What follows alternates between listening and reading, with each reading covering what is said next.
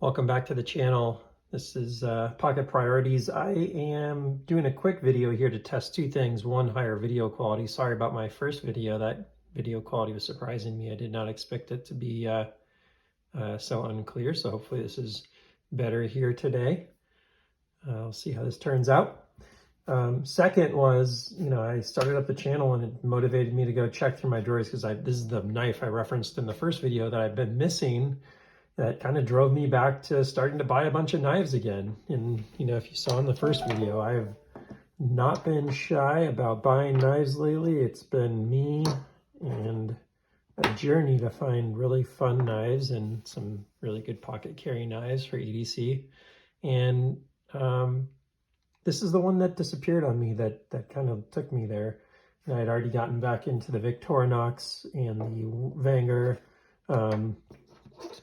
pocket tools, but I'd started to, my brother had, basically been looking for a Benchmade, so I bought him a Bugout for his birthday, and I just, during that shopping period, learned a lot, both about steels. We live in the Pac Northwest in Bellingham, Washington, where it's, very humid, and we're, a coastal city. And I learned a lot about carry weight, and I watched some other great videos and heard some opinions about knives, and it really reinvigorated me into phase 3 of my knife journey here. But this is the one from phase 2 that ended up being the one I used the most and carried the most, and you can probably maybe even see right away why that might be, which is that I gravitate towards light knives. Pocket priority is to be comfortable, and this one has a pretty good pocket clip, and it's also flat enough that I noticed I could just throw this one in the pocket without even clipping it. It's very light, it's cut out. Let's do a quick weight check here. Do size and weight.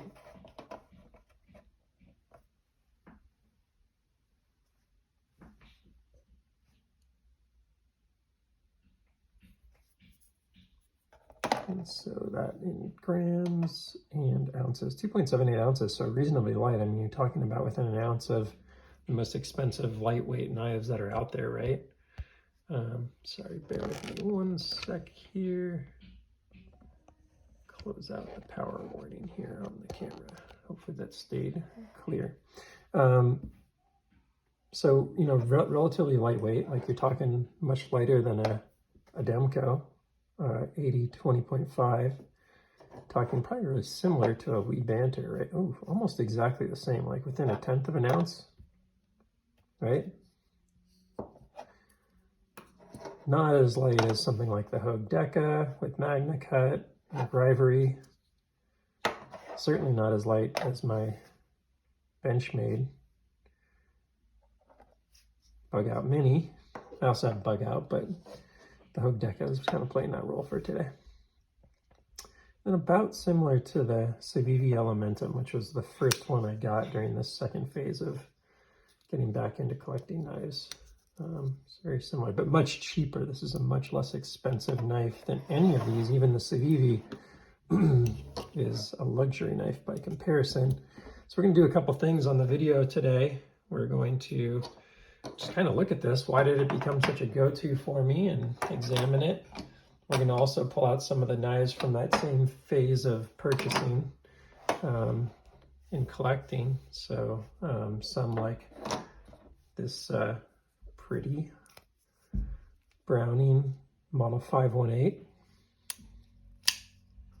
Cool little knife that has just a beautiful, you can see probably by my desk with my figured maple. I love figured woods. I don't, it's not like a huge percentage of the knives, but when I see one that I really like, I grab it. This one's got some wear on it. I actually gave this to my wife, and she used it for like package opening once in a while. I think it's more sitting in the drawer now.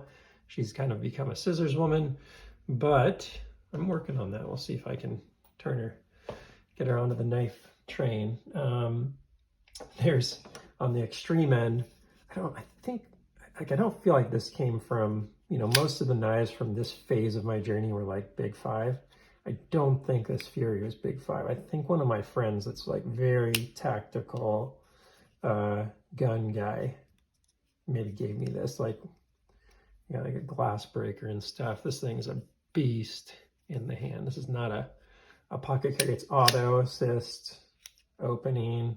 I don't really like trying to close it with one hand, but as you can see, I can. And I'd say more like the average from this phase of the journey. Here's another kind of skeletal frame Winchester. I'm not trying to flip these open, but I will try a few of them. They're pretty sticky. They've not been well maintained. Most of these are probably 15 years old-ish right now. Let me think. That would be 2000 and probably 10. So yeah, 12 years old. Maybe before 2010, 2007 to 2010-ish. What else do we have here? Here'd be like a typical one from that phase. I didn't know much about like serrated versus non-serrated and stuff, but you can see I'd basically just use them. I'd rarely clean them. Whether it was, you know, back in the day just cutting open packages, or more recently like yard work, housework, that kind of stuff. These will get pulled out for, you know, these old junkers. This was the one I actually meant to include in the first one I was talking about in my first video, that I love kind of these black on black style knives. And this is like a great example of that. I don't know if you can finger. I'm not obviously a pro at all of this stuff, this old Smith & Wesson. I'm not sure how you would manipulate that particular one. I'll do some research on that maybe. Just a good example of like the kind of knife I was into back then. However, I kept coming back to this one, so let's talk about why. I'll just keep moving. I gotta also find a new place to do this that'll give us consistent lighting, because doing this by the window is not ideal, although you get some real fun figuring off of the wood here. So closed length, just around 4.5. This is kind of funny, you haven't seen it yet. Part of what I'm going to show you here is just how jacked up this knife is, and we'll go in and actually look at the washers and stuff in there. They're pretty funny right now. And we'll work on fixing it a little bit, but this was, you can actually see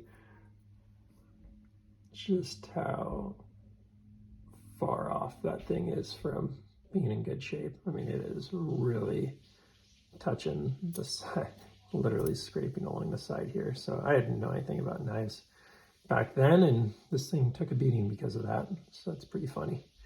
So anyways, let's look at open length here. I don't even want to like flip it open while it's in this kind of condition. So just shy of 8, like 7 7/8. Blade length of about 3.4, and like effective cutting length, maybe like 3 1/4. About 3 1/4. Now what I noticed about this knife is a couple things. One, it was interesting to me that it had both the flipper style. I think you can really, it's scraping right now, but you kind of have to like give it some assist like that, and the thumb stud. I'm a big thumb stud fan. MTECH USA, I don't even know the model. I actually tried to do some research and Google a little bit before I made the video. It says 440 steel, USA design, handcrafted in China. This is probably not produced anymore if I had to guess. There's some knives from Gerber and others around this time that look similar to it. I assume this is like a, and I should have brought a magnet for the video, but like a steel frame. Definitely no way these guys were putting titanium on these frames at the prices I was paying at Big Five. So anyways, let's clean it up a little bit. It's not that it's terrible. It's like not, it's got a little bit of an edge still, surprisingly, despite the, it's not like super jacked or anything, but it's definitely not clean. So just do a quick, I'll clean the blade more later. I just wanted to more get in here and get it open. So I'm actually getting a new screwdriver, but one of the things I love about this one, despite the fat size of it, is just that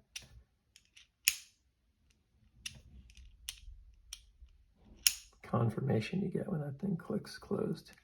So let me see if I can get this really good on video here, but oh yeah, you can see it there. Really super jacked up on the washers. Like, this thing is so far from the condition it's supposed to be in. It's probably not super safe like that either. So I noticed this was an 8. So I'd probably like to, I'm not going to take the time on this video today, but open it up more. Make sure everything's really good inside.